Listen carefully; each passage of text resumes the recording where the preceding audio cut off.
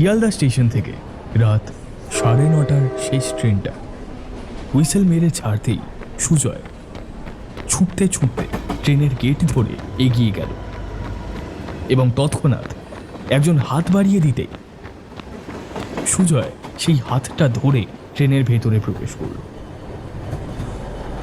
ভেতরে ঢুকে সুজয় দেখল ট্রেনের কামরাটা পুরোটাই ফাঁকা।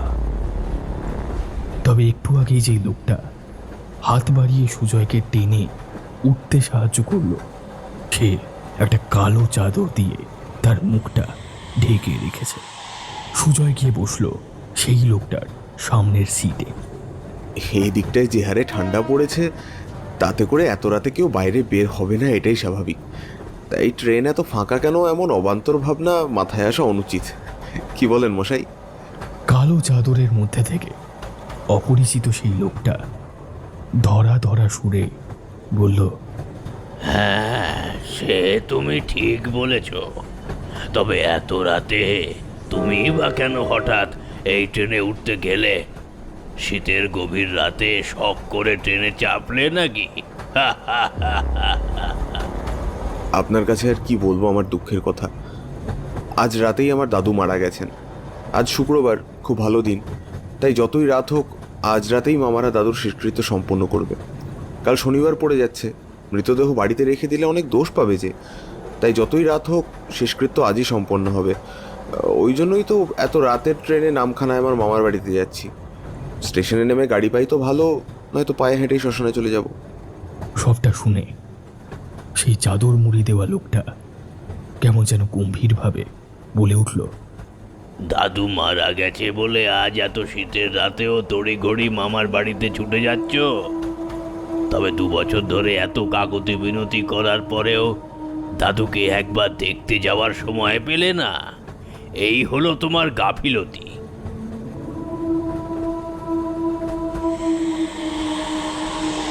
2 বছর ধরে দাদু আমাকে দেখতে চেয়েছে, অথচ আমি নানান কাজের চাপে মামা বাড়িতে যেতে পারিনি।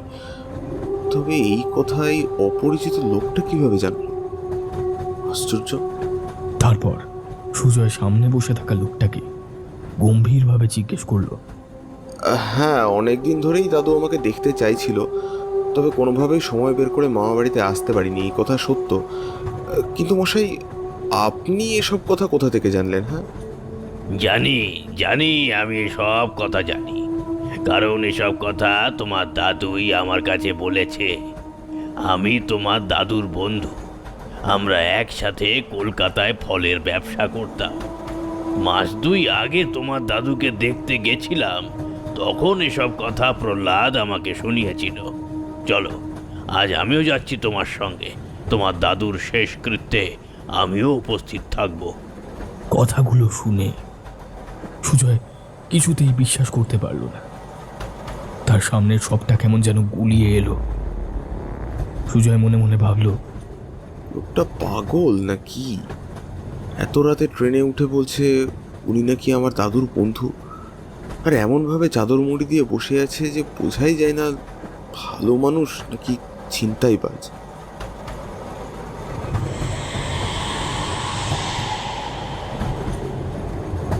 তো আপনি বলছিলেন যে মাস 2 আগে আপনি আমার দাদুকে দেখতে গিয়েছিলেন, তো সেখানে গিয়ে কি দেখলেন? দেখলাম আমার বিপত্নিক বন্ধু প্রহ্লাদ 2 ছেলে 2 বৌমার তীব্র অবহেলায় তিলে তিলে কেমন করে শেষ হয়ে যাচ্ছে। তো আপনি যখন দেখলেন আমার দাদু এতটা কষ্টে আছে, তো তাকে সঙ্গে করে আপনার বাড়িতে নিয়ে আসলেন না কেন? কিংবা আমাদেরকে খবর দিতে পারতেন, আমরা এসে আমার দাদুকে নিয়ে যেতাম। এইসব কথাবার্তার মাঝে ট্রেনটা চলে এসেছে সোনারপুর জাংশনে। ট্রেনের লাইন পরিবর্তনের কারণে ভিতরে জ্বলতে থাকা টিউবলাইটগুলো হঠাৎ নিভে গিয়ে ক্ষণকালের জন্য সমগ্র ট্রেন জুড়ে নেমে আসে এক বিস্তীর্ণ অন্ধকার। বাইরের আকাশে তখন কৃষ্ণপক্ষের কাস্তে চাঁদ উঠেছে। চারিদিক একেবারে নিস্তব্ধ। এমন সময় হঠাৎ সুজয়ের সুজয়ের মোবাইলটা বেজে ওঠে। সুজয় ফোনটা রিসিভ করে বলে, হ্যাঁ বড় মামা, বলো। ফোনের উপার থেকে বড় মামার গলার কণ্ঠস্বর ভেসে আসে, এই আরে বাবা, কোথায় আছিস? নামখানা ট্রেনটা পেয়েছিলি তো? হ্যাঁ মামা, ট্রেন পেয়েছি। আমি এখন সোনারপুর আছি। তুমি চিন্তা করো না, আমি ঠিক পৌঁছে যাব। একটু আগে কম্পার্টমেন্টের আলো আবার জ্বলে উঠেছিল এবং সেই আলোয় হঠাৎ করে সুজয়ের চোখ গেল নিজের পায়ের দিকে। সে দেখে পায়ের কাছে ট্রেনের পুরো মেঝেটা লাল টকটকে রক্ততে ভরে যাচ্ছে এবং সেই সব রক্ত সামনে বসে থাকা সেই লোকটার পা থেকে দরদর করে বেরিয়ে আসছে। এ কি, এখানে তো রক্ত কিভাবে এলো? এই যে, ও মশাই, আপনার পা দুটো একবার দেখুন, বোধহয় কেটে টেটে গেছে, নাহলে এত রক্ত আসবে কোত্থেকে? কিন্তু সুজয়ের কথায় লোকটা বিশেষ পাত্তাই দিল না। বোধহয় বকবক করতে করতে চাদর মুড়ি দিয়ে ঘুমিয়ে পড়েছে।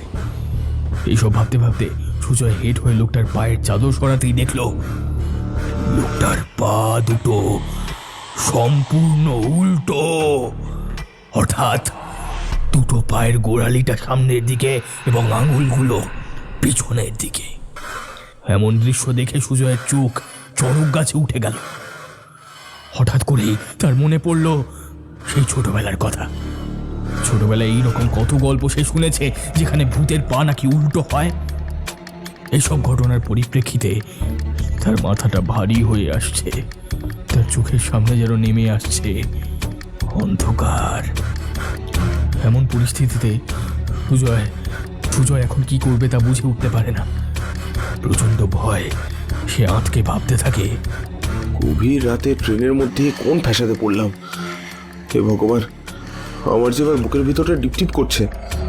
এমন সময় সেই কালো চাদরের মধ্যে থেকে লোকটা বলে উঠল, ভয় পেও না, আমি আছি তো, তোমার কিচ্ছু হবে না, তুমি নিশ্চিন্তে ঘুমিয়ে পড়ো। কিন্তু সুজয় কি করে তাকে বলবে যে সেই তার ভয়ের কারণ? সুজয় নিজের সমস্ত মনন শক্তি ও একাগ্রতাকে সম্বল করে একটু সরে গিয়ে একটা সিট দখল করে সেখানে পুরোটা জুড়ে শুয়ে পড়ল। রাত বাড়ার সাথে সাথে ট্রেনের জানলার বাইরে থেকে আকাশের কাস্তে চাঁদ গুটি গুটি পায়ে যেন এগিয়ে যাচ্ছে পশ্চিমে। শীতের কুয়াশায় বাইরের গ্রাম্য পরিবেশ একেবারে যেন ঢেকে যাচ্ছে। খেজুর গাছে ঝোলানো ভাঁড়ে টপ টপ করে রস পড়ছে, আর গ্রাম্য প্রকৃতির এই নৈসর্গিক নিস্তব্ধতা ভেঙে দিয়ে ট্রেনটা ছুটে চলেছে তার গন্তব্যের দিকে। অতঃপর ট্রেন এসে দাঁড়ালো নামখানা স্টেশনে। ট্রেনের ভিতর চাদর মুড়ি দেওয়া লোকটা সুজয়কে এখন ডাকছে, কই গো বাবু, ওঠো, এই যে নামখানা স্টেশন চলে এসেছে গো, কই গো, ওঠো। লোকটার ডাকে ঘুম থেকে উঠল সুজয়, আর লোকটাকে দেখতে পেল না। ওই আপনি কোথায় গেলেন? আপনাকে তো দেখতে পাচ্ছি না। স্টেশনের শেষ প্রান্তে জমাট বাঁধা অন্ধকার। এই তো আমি এখানে, এই দিক দিয়ে এসো। তোমার মামারা এতক্ষণে শ্মশানে চলে এসেছে, তাই বাড়িতে না গিয়ে শ্মশানে যাওয়াটাই ভালো হবে। এদিকে আমার সঙ্গে সঙ্গে এসো। লোকটার কথায় কেমন যেন খটকা লাগলো সুজয়। সে মনে মনে বলল, না, মামারা যে এখন বাড়িতে নেই, তারা দাদুর মৃতদেহ নিয়ে শ্মশানের উদ্দেশ্যে বেরিয়ে পড়েছে, এ কথা উনি নিশ্চিত করে কিভাবে বলতে পারেন? তৎক্ষণাৎ অন্ধকার থেকে লোকটা বলে উঠল, কি এত ভাবছো? আমি তোমাদের মতো ওসব ফোন টোন ব্যবহার না করেও কিভাবে বললাম যে মৃতদেহ নিয়ে ওরা শ্মশানের উদ্দেশ্যে বেরিয়ে পড়েছে? আসলে এসব তো আমার জানা কথা। সুজয় এসব কথায় বিস্মিত না হয়ে লোকটার দিকে তাকিয়ে তাকে অনুসরণ করেই হাঁটতে শুরু করলো।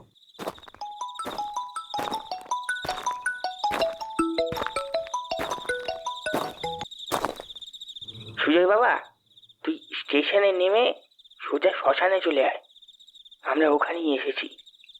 আচ্ছা মামা, আমি এক্ষুনি আসছি। এই সবেমাত্র স্টেশন থেকে শ্মশানে যাওয়ার রাস্তায় নেমেছি।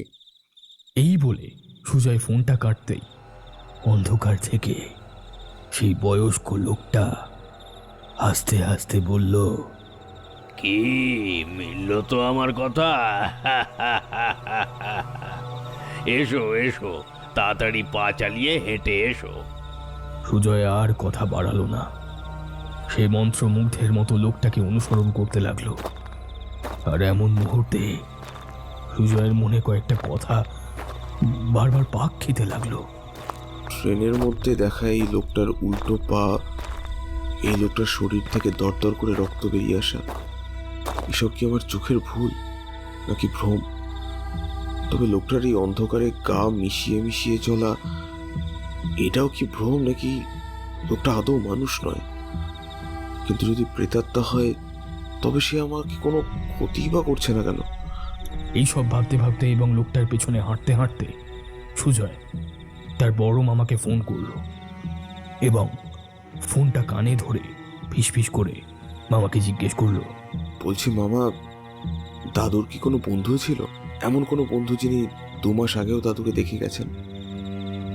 সুজয়ের এমন প্রশ্ন শুনে ফোনের ওপার থেকে সুজয়ের বড় মামা বলে উঠল, না না, তোর দাদুর বন্ধু বলতে তো ওই পাড়া প্রতিবেশী কয়েকজন সমবয়সী লোক ছিল, বাইরের কোনো বন্ধু তো ছিল না। তবে এই 2 মাস তো দূরে যাক, 2 বছরেও তোর দাদুর সঙ্গে কোনো বন্ধু দেখা করতে আসেনি।